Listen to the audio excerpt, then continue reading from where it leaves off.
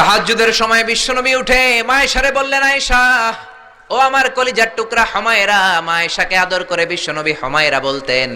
হুমায়রা মানি যেই মহিলা রেগে গেলে, খুশি হয়ে গেলে, রাগের চোটে, খুশির চোটে দুইটা গাল আনার ফলের মতো টকটকে লাল হয়ে যায়। কোন সুবহানাল্লাহ। মায়েশা রেগে গেলে গালগুলো লাল হয়ে যেত, গাল দুইটা টকটকে লাল আকার ধারণ করত। বিশ্বনবী তাকে হুমায়রা বলতেন, হুমায়রা মদিনাতে কেউ জেগে নাই, চলো না আমরা দৌড় দৌড় খেলি। মায়েশা মহা খুশি, কারণ সব বিবিরাই চায় স্বামীরা একটু রোমান্টিক হোক। কোন ঠিক কিনা? সব বিবিরাই চাক স্বামী আমার দিকে স্পেশাল নজর দেখ। সব বিবিরা চায় স্বামী আমাকে নিয়ে পারলে একটু রেস্টুরেন্টে ঘুরতে যাক, স্বামীরা পারলে আমারে একটু বেড়াতে নিয়ে যাক। এরকম আবদার বিবিদের কাছে আছে না নাই? কিন্তু এমন অনেক স্বামী খুঁজে পাবেন বছরের পর বছর যায় বিবিরে সালামও দেয় না, আছে না নাই?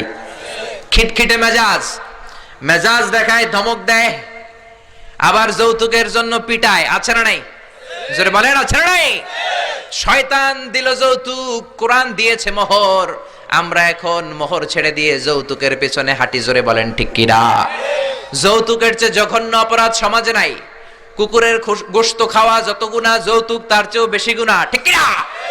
কুকুরের গোশত খেলে একটা গুনাহ হয়, হারাম খাওয়ার গুনাহ হয়, কিন্তু যৌতুক খেলে দুইটা গুনাহ হয়।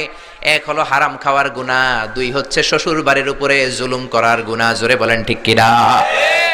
মায়েশা বললেন, ইয়া রাসূলুল্লাহ আমি দৌড়াদৌড়িতে রাজি।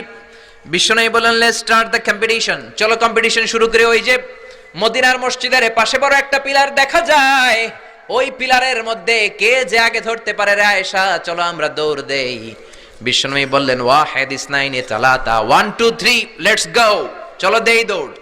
বিশ্বনবী অপেক্ষাকৃত মোটা ছিলেন, মায়েশা চিকন ছিলেন। মায়েশা দৌড় দিলেন, বিশ্বনবীকে পেছনে ফেলে ওই পিলার ধরে মায়েশা ফার্স্ট হয়ে গেলেন। কোন সুবহানাল্লাহ। মায়েশা মহা খুশি, খিলখিলিয়ে হাসছেন।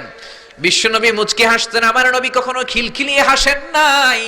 আমার নবী সব সময় মুচকি হাসতেন। মুচকি হাসলে বিশ্বনবীর ঠোঁটও দেখা যেত, হালকা একটু দাঁতও দেখা যেত। পরে আল্লাহু আকবার। সব সময় তিনি তাবাসসুম পছন্দ করতেন। বিশ্বনবী বললেন, ঠিক আছে, আনতিল ফাইজা, তুমি বিজয়ী হয়েছো। তার ঠিক 6 বছরের পরের ঘটনা। এই 6 বছরের ব্যবধানে মায়েশার আগের মতো চিকন নাই, মায়েশারে মোটা বানিয়ে দিয়েছে কে? আবার 6 বছর পরে বিশ্বনবী তাহাজ্জুদের সময় উঠলেন, মায়েশারে ডেকে বললেন, আয়েশা মদিনার কোন লোক জেগে নাই, সবাই ঘুমিয়ে আছে, চলো আজকে রাতেও দৌড় দৌড় খেলি। মায়েশা বললেন, আমি রাজি, চলেন শুরু করে দেই। বিশ্বনবী আবার ওই জায়গায় যেয়ে দাঁড়ালেন, বললেন, ওই যে মসজিদে নববীর পিলার দেখা যায়, কে কার আগে পিলার ধরতে পারে? রেডি, আমরা শুরু করে দেই। 1 2 3 স্টার্ট, গো। বিশ্বনবীও দৌড়, মায়েশাও দৌড়।